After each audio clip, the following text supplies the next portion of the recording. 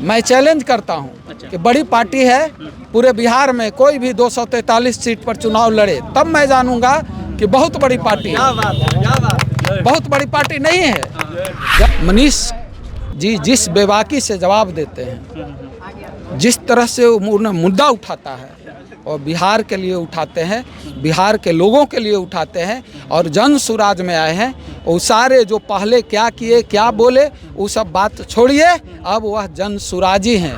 इस बार नेता कोई चुनाव नहीं लड़ेगा, बिहार की जनता चुनाव इस बार लड़ेगी।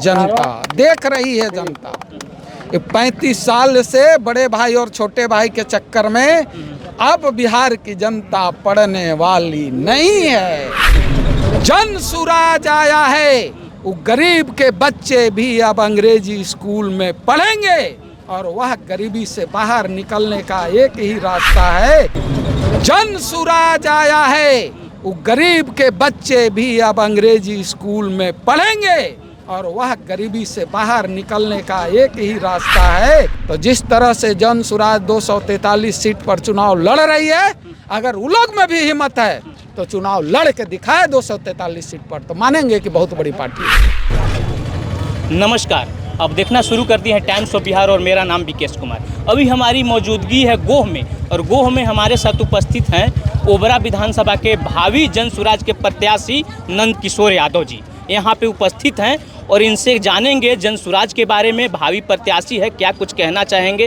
क्या कुछ राय है इनको जन सुराज के बारे में। चलिए सीधे उनसे जुड़ते हैं। सबसे पहले सर, टाइम्स ऑफ बिहार में आपका स्वागत है। चलिए, आपका भी, आपके दर्शकों का भी स्वागत है। जन सुराज की ओर से ढेर सारी शुभकामना आपको भी, आपके दर्शकों को भी। जन सुराज एक विचार है, जन सुराज एक थीम है, जन सुराज बिहार का भविष्य है, जन सुराज युवाओं का भविष्य है। इसलिए इस बार जनता मन बना चुकी है कि इस बार जन सुराज ही जन सुराज रहेगा। अच्छा, हाँ, अच्छा, तो जन सुराज ही जन सुराज रहेगा, तो क्या खास बात है आप में?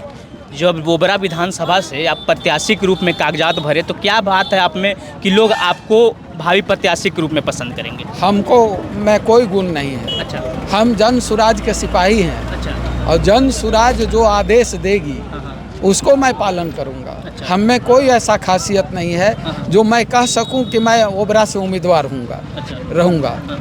जन सुराज अगर आदेश देती है चुनाव लड़ने के लिए, तो मैं आदेश का पालन करूंगा, एक जन सुराज के सिपाही होने के कारण। अच्छा, जब आप क्षेत्र में उतरिएगा तो चुनाव जब लड़िएगा तो अपने बल पे लड़िएगा या प्रशांत किशोर का जो चेहरा है उसको ही यहाँ पे देखते हुए लड़िएगा? अरे भाई, हम कह रहे हैं अच्छा, कि आखिर अपना भी तो बल दमखम दिखाइएगा क्षेत्र में। वो जनता जान रही है। अच्छा, अच्छा, ओबरा की जनता समझ रही है कि कौन उम्मीदवार हमारे बीच जो आ रहे हैं कौन अच्छे होंगे। अच्छा। ओबरा की जनता महान है। अच्छा, ओबरा की जनता जात पात से ऊपर उठकर वोटिंग करता है और इस बार ओबरा के ही नहीं, पूरे बिहार की जनता जात पात, हिंदू मुस्लिम, बैकवर्ड फॉरवर्ड से ऊपर उठकर अपने बच्चों के नाम पर इस बार वोटिंग करेगा। अच्छा, आपको क्या लगता है बिहार में इतनी बड़ी बड़ी पार्टियां हैं, एक तो महागठबंधन हो गया, एक एनडीए हो गया, इतनी बड़ी बड़ी पार्टियां में जो जन सुराज नई नई उभर के आई है,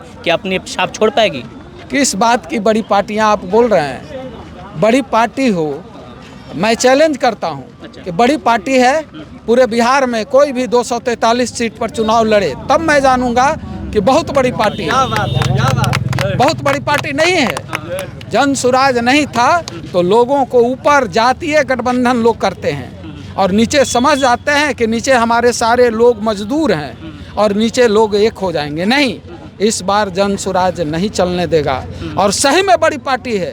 तो जिस तरह से जन सुराज 243 सीट पर चुनाव लड़ रही है, अगर उन लोग में भी हिम्मत है तो चुनाव लड़ के दिखाए 243 सीट पर, तो मानेंगे कि बहुत बड़ी पार्टी है। अच्छा, अभी हाल फिलहाल में मनीष कश्यप जन सुराज पार्टी ज्वाइन किए हैं, ठीक है। जब उनसे मैंने कुछ दिन पहले हमारे ही चैनल पे इंटरव्यू लिया था, जब बीजेपी में थे, तब उनका कहना था कि जो जन सुराज के सूत्रधार प्रशांत किशोर हैं वो तो एक बिजनेसमैन हैं, वो बिजनेस करने बिहार में आए हैं, बिजनेस करेंगे और चल जाएंगे। देखिए, अब क्या बोलिएगा? सुनिए, वो पहले बीजेपी में थे, अच्छा है ना। होता है कभी कभी समझ थोड़ी सी हो जाता है। अच्छा अब दूसरे दल में थे, अभी हमारे पार्टी में हाल फिलहाल में ज्वाइन किए हैं।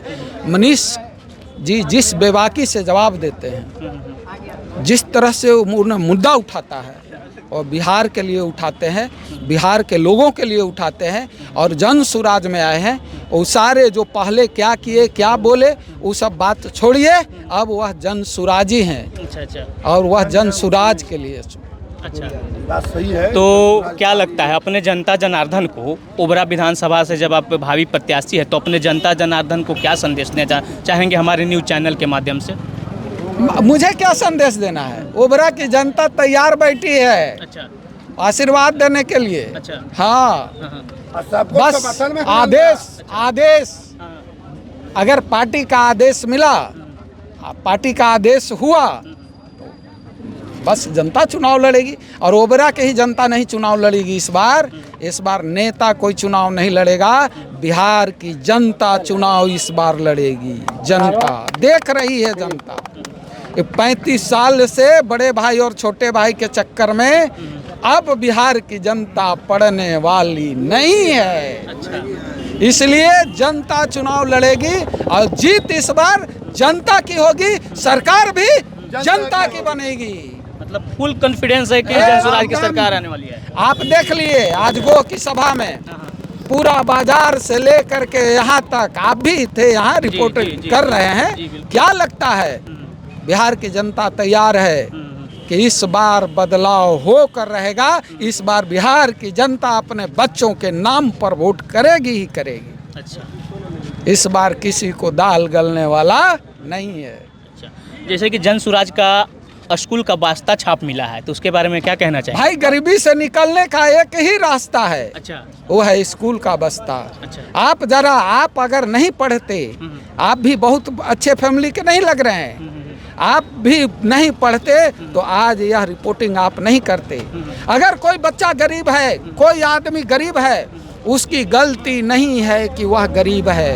उसको गरीब बना के अभी तक राजनेताओं ने रखा है कि उसको हम वोट का इस्तेमाल समय पर कर सके। अगर उसका बाल बच्चा या वो पढ़ जाता तो नेता से सवाल करना शुरू कर देगा कि नेताजी हमारे लिए क्या किए।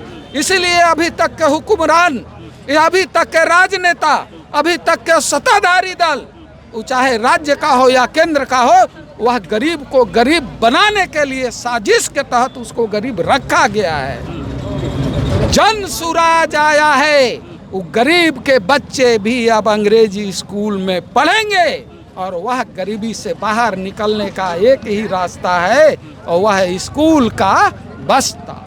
चलिए, टाइम्स ऑफ बिहार में जुड़ने के लिए आपका बहुत बहुत धन्यवाद। आपको भी बहुत बहुत धन्यवाद। देखा भी आपने, हमारे साथ उपस्थित थे ओबरा विधानसभा के भावी प्रत्याशी, और उनका क्या कहना आपने सुना। कमेंट बॉक्स में अपनी राय जरूर दें और इसी तरह का वीडियो देखने के लिए बने रहें हमारे साथ। मिलते हैं किसी और वीडियो में, तब तक के लिए धन्यवाद।